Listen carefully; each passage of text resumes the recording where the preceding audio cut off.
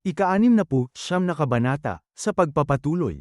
Habang nakaluhod si Rimei, nanginginig ang kanyang mga binti at mariing nakatusok ang kanyang espada sa lupa bilang tanging tukod upang hindi tuluyang mabuwal. Sa kanyang harapan, dahan-daang inilabas ng ika-6 na Young Master ang kanyang pulang enerhiya na may halong maitim at manchadong aura. Nakabuka ang kanyang mga kamay, tila ninanamnam ang umaapaw na kapangyarihan habang ang kanyang mga balikat ay marahang umuusad sa bawat malalim na paghinga. Mariing nakatitig si Rimei rito, pilit itinatago ang kaba sa likod ng kanyang nagngangalit na mga bagang. Sinabi niya sa kanyang isip na hindi niya alam kung ano ang nangyari at kung bakit biglang nagbago ang pakiramdam ng paligid. Unti-unting gumapang ang mga nakakapanghilakbot na kaliskis sa braso ng ika-6 na Young Master, na naglalabas ng mas naging agresibong mapulang aura. Sa pagkakita roon, napasinghap si Rimei at nanlaki ang mga mata. Naibulong niya sa kanyang sarili na nagbago ang kamay ng kalaban at lalo pang lumakas ang nakakakilabot na enerhiyang iyon. Na malinaw na hindi isang normal na martial arts. Mayabang at may mapang-aping tingin ang ipinukol sa kanya ng ika-6 na Young Master. Bahagyang tumagilid ang ulo nito at nakangising sinabi mong may gagawin ka sa bibig ko. Iyon na ba ang lahat? Napaisip si Rimei habang unti-unting sumiseryoso at nagdidilim ang kanyang mukha. Hinigpitan niya ang hawak sa puluhan ng kanyang sandata. Naitanong niya sa sarili kung maaari kayang ito ang demonic arts na nabanggit noon ng kanyang lolo ng saglit lamang. Ngunit hindi niya alam kung paano ito lalabanan at kung ano ang dapat niyang gawin. Habang bahagyang nanginginig ang kanyang kamay na nakahawak sa espada, hindi dahil sa takot, kundi dahil sa adrenaline at bigat ng aura ng kaaway, muli niyang naisip na marahil isa itong magandang pagkakasunduan dahil kapag napasuko niya ito, maaaring payagan na siya ng kanyang lolo na lumabas at maranasan ang mundo ng mga martial artist.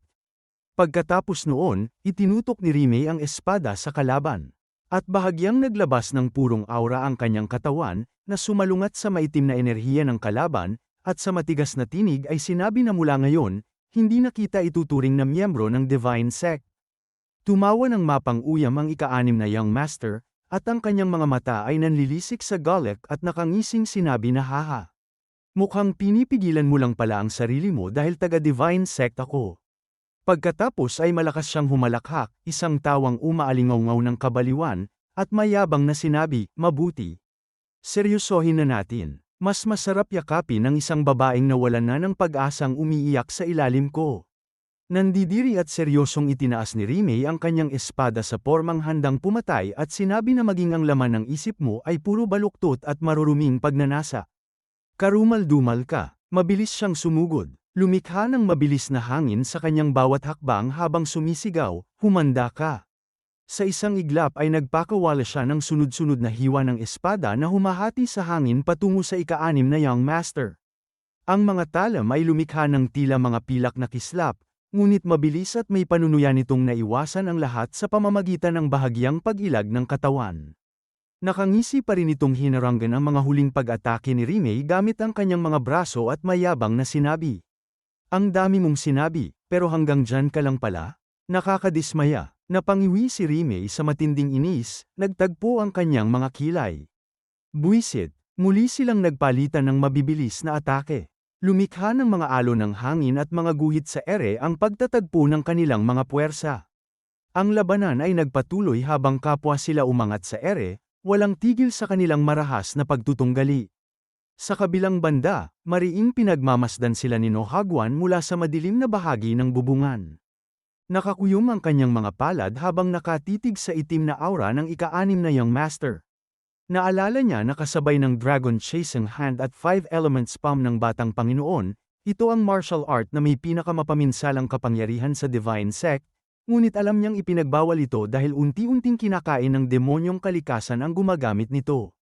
Biglang nanlaki ang kanyang mga mata sa gulat at pagkaalarma habang tinatanong ang sarili kung paano natutunan ng ika-6 na Young Lord ang ipinagbabawal na demonic art na yun at kung sino ang nagturo sa kanya. Samantala sa ibaba, nakangisi pa rin ang ika-6 na Young Master ang kanyang mukha habang casual na hinaharangan ang bawat taga ng espada ni Rimei at sinabi na kung yan na ang pinakamalakas mong maipapakita, talagang nadidismaya ako. Ilang sandali lamang, sa gitna ng mabilis na salpukan, Marahas niyang hinawakan mismo ang talam ng espada ni Rimmey gamit ang kamay na nababalutan ng makapal at maitim na aura, na pumihil sa galaw ng sandata.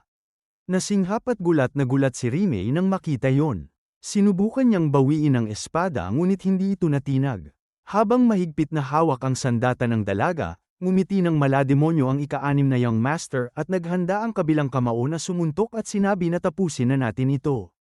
Isang napakalakas na puwersa ang ramagasa mula sa kanyang kamao patungo kay Rimmey, na tila nagpira-piraso sa hangin. Bago pa man makagawa ng depensa o makaiwas ang dalaga, tinamaan siya ng napakalakas na suntok sa sikmura at tumilapon ng napakalayo. Tila isang walang buhay na manika. Isang napakalakas na pagsabog ang umalingaw-ngaw nang bumangga ang kanyang katawan sa pader ng looban.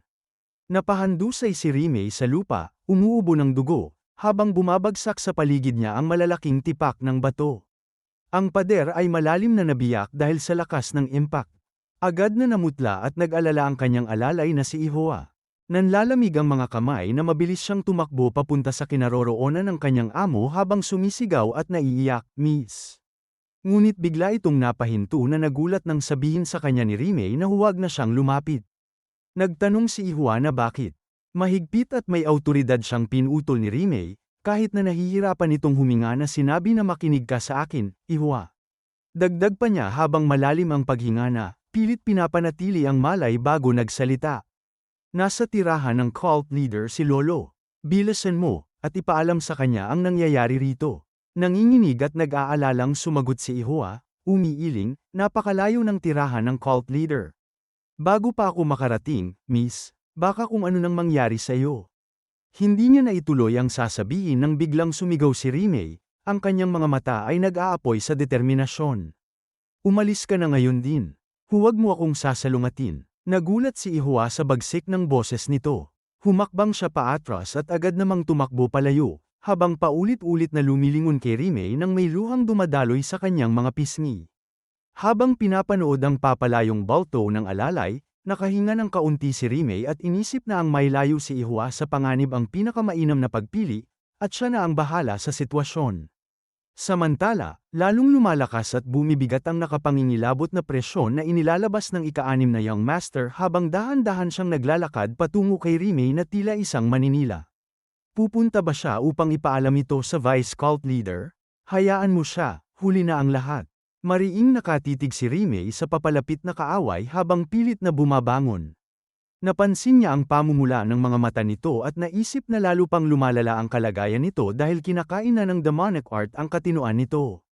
Sa kabilang banda, sa labas ng bakuran, mabilis na tumatakbo si Ihoa habang diretso lang ang tingin sa unahan, hingal na hingal, pilit na pinatatakbo ang sariling mga binti dahil nanganganib ang buhay ng kanyang miss. Mula sa bubungan, sa isang tahimik ngunit mabilis na pagkilos, mabilis namang bumaba si Nohagwan, tila isang anino na humiwa sa dilim. Habang papalapit sa sugatan at dugo ang si Rimmey, ngumisi ng malawak ang ika-6 na young master, puno ng panghahamak ang kanyang tinig. Sa totoo lang, hindi naman pala ganoon kagaling ang tingin ko sa'yo. Maganda ka lang, at sino ba ang nakaalam kung anong maruming dugo ang dumadaloy sa katawan mo?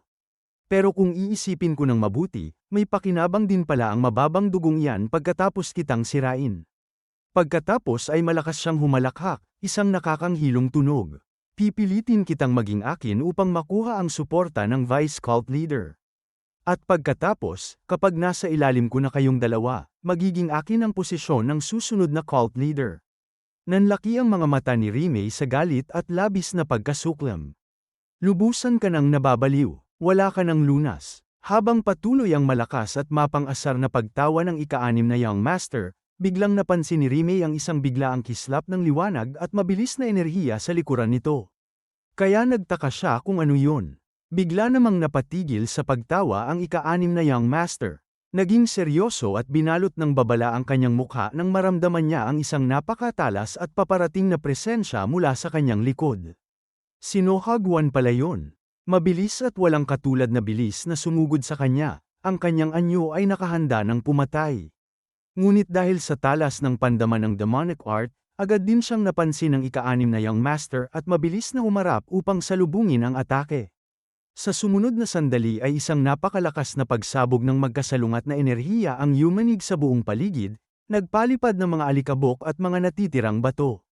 Agad na itinapat ni Rime ang kanyang braso sa harap ng kanyang mukha upang salagin ang malakas na bugso ng hangin mula sa kanilang banggaan, napapikit siya sa tindi ng hangin. Dahil sa bigat ng atake, napaatras ng malayo ang ika-6 na young master habang napaungol sa sakit, ramdam ang panginginig ng kanyang mga braso. Patuloy siyang naglalabas ng pulang enerhiya habang madilim ang mukhang nakatingin kay No Hagwon, na unti-unting lumitaw mula sa makapal at dahan-dahan na napapawing usok. May matinding inis at pagngangalit niyang sinabi, "Sino ka na naman? Ano ang ginagawa mo sa eksena ko?" Nagulat at nagtaka si Rime habang nakatingin sa likod ng estranghero, nagtatanong sa sarili kung sino ang taong ito at kung bakit siya tinutulungan. Bahagyang napatingin si No Hagwon sa gilid ng kanyang mga mata upang masigurong ligtas ang dalaga, at mahinahong nagsalita na tila walang banta sa paligid. "Ano ba ang ginagawa ko?" Pagkatapos ay buong kasanayan niyang ipinatong ang kanyang mabigat na espada sa kanyang balikat, lumingon ng diretso sa ika-6 na young master, at may pilyong ngiti na sinabi, "Hindi ko rin alam kung bakit ko ito ginagawa, kaya ikaw na lang ang magsabi sa iulat mo sa akin." Samantala, lumipat ang eksena sa isang tahimik at marangyang pasilyo ng pangunahing palasyo. Isang matikas na lalaki ang marahang naglalakad. Bigla siyang napatigil sa kanyang hakbang nang may mahinahon ngunit pamilyar na boses ang tumawag sa kanya mula sa likuran. "Vice Cult Leader." Agad na napalingon ang Vice Cult Leader, ang kanyang mukha ay seryoso ngunit kalmado, sa isang lalaking may salamin na magalang na nakayuko sa kanya. Nakangiti itong nagsalita nang iangkat ang kanyang ulo, ang mga mata ay tila laging may itinatagong balak at sinabi na matagal-tagal na rin po tayong hindi nagkakausap ng formal. Ito pala ang third young lord, si Zugmin. Tinanong siya ng Vice Cult Leader, matalas ang tingin na tila binabasa ang iniisip ng kaharap. "Naparito ka ba sa oras na ito upang makita ang cult leader?" Bahagyang tumango si Zugmin, inaayos ang kanyang salamin. "Oo, may mahalaga at kagyat akong kailangang iulat sa kanya." Bahagyang yumuko ang Vice Cult Leader bago sinabing nauunawaan niya ito at magpatuloy lang ito sa pakay dahil gising pa naman ang pinuno sa mga oras na ito. Yumuko muli si Zugmin, mas malalim ngayon bilang tanda ng mataas na paggalang at sinabi na kung ganoon, "Mauuna na po ako sa inyo." Pagkatapos noon ay nagpatuloy silang dalawa sa magkaibang direksyon, ang tunog ng kanilang mga yabag ay umaalingaw sa pasilyo. Bahagyang napasulyap ang Vice Cult Leader sa likod ng binatang papalayo. At naging malamig ang kanyang ekspresyon habang iniisip na si Zugmin ang itinuturing na pinakamatalino sa lahat ng alagad ng pinuno, ngunit sa tuwing nakikita niya ito ay lalo lamang itong nagmumukhang kainahinala sa kanyang mga mata. Naitanong din niya sa sarili kung bakit kaya tinanggap ng cult leader bilang malapit na alagad ang lalaking iyon na tila isang tusong ahas na naghihintay lang ng pagkakataon. Makalipas ang ilang sandali, bumaba ng malaking hagdan ng palasyo ang Vice Cult Leader. Inilagay niya ang dalawa niyang kamay sa kanyang likuran habang malalim ang iniisip at nakatanaw sa malayo, sa direksyon ng kanyang sariling bakuran. Naalala niya na siguradong nag-aalala na si Suren sa kanyang pagkaantala dahil hindi pa siya kailanman nawala ng ganito katagal sa mga pagpupulong. Bigla siyang napatigil sa pagbaba, ang kanyang mga mata ay biglang dinaluyan ng pagtataka at kaba nang may mapansin sa ibaba. Nakita niya si Ihua, nagulugulo ang buhok, mapatla ang mukha. At halatang galing sa takbo, na mabilis at patapilok na umaakyat sa hagdan patungo sa kanya. Napansin niya agad ang katulong ni Suren, at bago pa man niya matapos ang kanyang sasabihin ay binalot na siya ng kaba sa pag-iisip kung bakit ito narito sa ganoong kalagayan, na nagpapahiwatig na may nangyaring masama. Dito nagtatapos ang ika-69 na kabanata.